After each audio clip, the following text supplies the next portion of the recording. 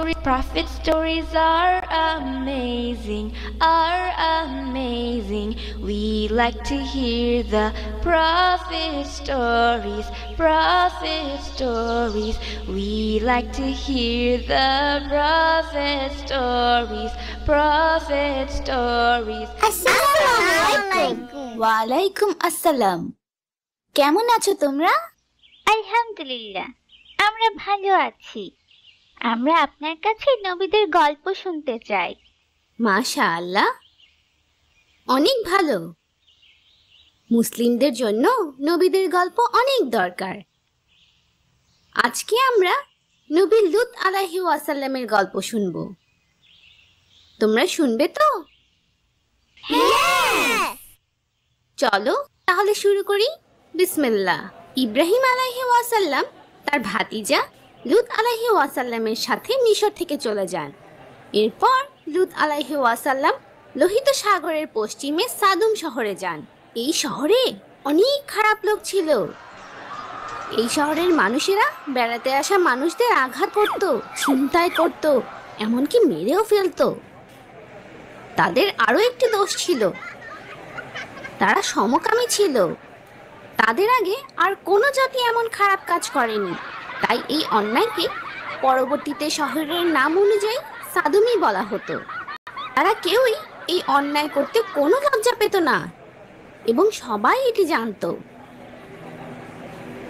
তাদের অন্যায় আর পাপের পথ থেকে ফেরানোর জন্য আল্লাহ তাদের কাছে লূত আলাইহিস সালামকে পাঠান, কিন্তু তারা অহংকার করে আর মহান আল্লাহ এবং তার নবীকে সম্মান করে না।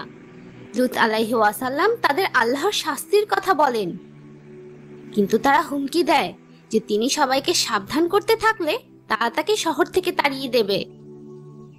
কেন তার নবীকে তাড়াতে চেয়েছিল? কারণ তারা তার কথা পছন্দ করেনি। ঠিক বলেছ। তাদের কাজের জন্য লূত আলাইহিস সালাম অনেক কষ্ট পান। তারা সেখানে তাদের অন্যায় কাজ করতে থাকে ও নবীর কোনো কথা শুনে না। এভাবে অনেক বছর চলে যায়, কিন্তু শুধুমাত্র কয়েকজন তার কথা মেনে নেয়। এমনকি তার পরিবারের সবাইও তাকে বিশ্বাস করেনি। নূহ আলাইহিস সালামের স্ত্রীর মতো লূত আলাইহিস সালামের স্ত্রীও অবিশ্বাসী ছিল। তাহলে কি লূত এবং নূহ আলাইহিস সালামের স্ত্রীরা কাফির ছিল? হ্যাঁ, তিনি তার বাড়ির ভিতরে এবং বাইরে সমানভাবে অপমানিত এবং কষ্ট পেয়েছিলেন, কিন্তু তিনি ধৈর্যশীল ছিলেন। অনেক বছর পার হবার পরও লোকেরা তার কথা বিশ্বাস করেনি। উল্টো তারা তার কাছে দাবি করে, যদি তুমি সত্য বলে থাকো আমাদের আল্লাহর শাস্তি দেখাও। বহু বছর আল্লাহর কথা যখন লূত আলাইহিস সালাম সকল আশা হারিয়ে ফেললেন, তখন আল্লাহ খারাপ লোকদের ধ্বংস করার সিদ্ধান্ত নিলেন। তাই তিনি মানুষের বেশে 3 জন ফেরেশতা পাঠান। প্রথমে তারা নবী ইব্রাহিম আলাইহিস সালামের কাছে গিয়ে ইসহাক আলাইহিস সালামের জন্মের সুখবর দেন। এরপর তারা লূত আলাইহিস সালামের শহর সাদুমে পৌঁছান।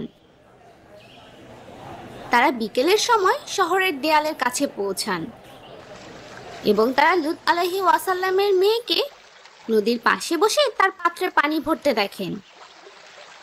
যখন মেয়েটি উপরে তাকালেন এবং তাদেরকে দেখলেন, তখন পৃথিবীর সব থেকে সুন্দর লোকদের দেখে তিনি অবাক হয়ে গেলেন। 3 জন ফেরেশতার মাঝে একজন তাকে জিজ্ঞেস করলেন, এখানে কি বিশ্রামের জায়গা আছে? তিনি তার লোকদের খারাপ কাজের কথা জানতেন, তাই তিনি বললেন, এখানেই থাকো এবং আমি আমার বাবাকে না নিয়ে আসা পর্যন্ত ভেতরে এসো না। তিনি তার পানির পাত্র রেখে দৌড়ে বাড়িতে গেলেন এবং তার বাবাকে এই 3 জন সুন্দর লোকের কথা বললেন।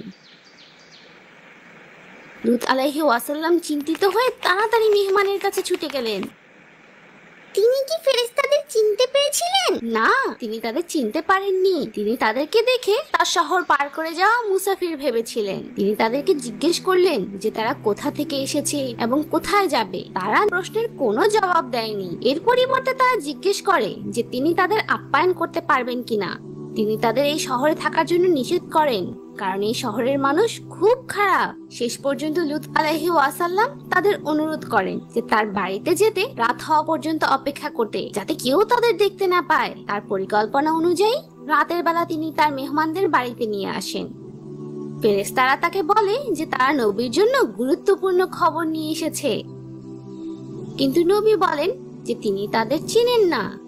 তারা জবাবে বলে যে তারা সত্যি কথা বলছে, এই মেহমানদের কেউ দেখতে পায়নি, কিন্তু লূত আলাইহিস সালামের স্ত্রী তাদের দেখার সাথে সাথে শহরের সব লোকদের জানিয়ে দেয়। এই খবর চারিদিকে ছড়িয়ে পড়ে এবং সুন্দর মেহমানদের ক্ষতি করার জন্য সবাই লূত আলাইহিস সালামের বাড়িতে আসে। লূত আলাইহিস সালাম তাদের দেখে অবাক হয়ে যান। যখন তিনি জানতে পারলেন যে তার স্ত্রী তার মেহমানদের কথা লোকেদের বলেছে, তখন তিনি খুব দুঃখ পেলেন। সে তো খুব খারাপ মহিলা ছিল। হ্যাঁ, সে আসলেই অনেক খারাপ ছিল। লোকদের আসতে দেখে নবী দরজা বন্ধ করে দেন, কিন্তু খারাপ লোকেরা দরজা ধাক্কাতে থাকে। তিনি তাদেরকে অনুরোধ করেন যেন তারা মেহমানদের থেকে দূরে থাকে এবং আল্লাহর শাস্তিকে ভয় পায়। তিনি তাদের বলেন যে তাদের জন্য তাদের স্ত্রীরা বৈধ, কিন্তু লূত আলাইহিস সালামের লোকেরা অত্যন্ত অহংকারী এবং রাগী ছিল। তারা দরজা ভেঙে ফেলে। লূত আলাইহিস সালাম তার মেহমানদের রক্ষা করার চেষ্টা করছিলেন, কিন্তু তিনি সেই হিংস্র লোকদের সামনে একা ছিলেন। তিনি তার মেহমানদের রক্ষা করার জন্য বিশেষ শক্তি চাইলেন। সেই ভয়ানক মুহূর্তে মেহমানরাকে জানায় যে তারা ফেরেশতা এবং খারাপ মানুষেরা তাদের ক্ষতি করতে পারবে না। এই কথা শুনে সবাই ভয় পেয়ে যায় এবং লূত আলাইহিস সালামের বাড়ি থেকে পালিয়ে যায়, কিন্তু তারা তাকে ছেড়ে যাওয়ার আগে তাকে হুমকি দিয়ে যায়। ফেরেশতারা সূর্য ওঠার আগে তাকে তার স্ত্রী বাদ দিয়ে পুরো পরিবার নিয়ে চলে যেতে বলেন, কারণ তার স্ত্রী কাফের ছিল এবং তাদেরকে সতর্ক করে দেন যেন শহরের দিকে না তাকায়। তাহলে যখন তিনি শহর ছেড়ে যান, কয়জন ছিল? কিছু জ্ঞানী লোক বলে যে তিনি এবং তার 2 মেয়ে ছাড়া আর কোনো মুসলিম ছিল না। আল্লাহ সেদিন ভোরে 3টি কঠিন শাস্তি দিয়ে পাপে ভরা শহরকে ধ্বংস করার সিদ্ধান্ত নিয়েছিলেন। প্রথমে আল্লাহ একটি ভয়াবহ শব্দবাণ পাঠান। শব্দ এত জোরে ছিল যে মাটির উপরের সব কিছু কাঁপতে থাকে। এরপর আল্লাহর অসীম শক্তিতে পুরো শহরকে উপরে তোলেন এবং এরপর দুমড়ে মুচড়ে মাটিতে ধসিয়ে দেন। এরপর আল্লাহ তাদের উল্টো করে ধরেন এবং তার 3য় শাস্তি পাঠান। একটি খুব শক্তিশালী ঝড় ছিল, যার সাথে পাথর বৃষ্টি হচ্ছিল। পাথরগুলো এসে সব কাফেরকে আঘাত করে মেরে ফেলে। লূত আলাইহিস সালামের স্ত্রী সহ সব মানুষ, বাড়িঘর সবকিছু ধ্বংস হয়ে যায়। আল্লাহ আমাদের সতর্ক করতে এখনই সেই শাস্তির চিহ্ন রেখে দিয়েছেন, যাতে লূত আলাইহিস সালামের লোকেদের মতো আমরা পাপ না করি। শুধুমাত্র লূত আলাইহিস সালাম এবং তার সন্তানেরা এই বড় শাস্তি থেকে মুক্তি পেয়েছিল। তার নবী ইব্রাহিম আলাইহিস সালামের এলাকায় চলে যায় এবং সেখানে লোকদের আল্লাহর পথে দাওয়াত দিতে থাকে। পরে তিনি প্যালেস্টাইনে মারা যান এবং হেব্রনের পাশে তাকে কবর দেওয়া হয়। ওয়াও! আল্লাহ খারাপ লোকদের উপর অনেক রাগ করেছিলেন, তাই তিনি তাদের জাতিকে পুরোপুরি ধ্বংস করতে 3 ধরনের শাস্তি দেন। হ্যাঁ, সমকামী হওয়া আল্লাহর কাছে সব থেকে বড় অন্যায়। আজকের মতো আমাদের নবীদের গল্প এখানেই শেষ। ইনশাআল্লাহ এরপর আমরা নবীদের আরেকটি সুন্দর গল্প শুনবো।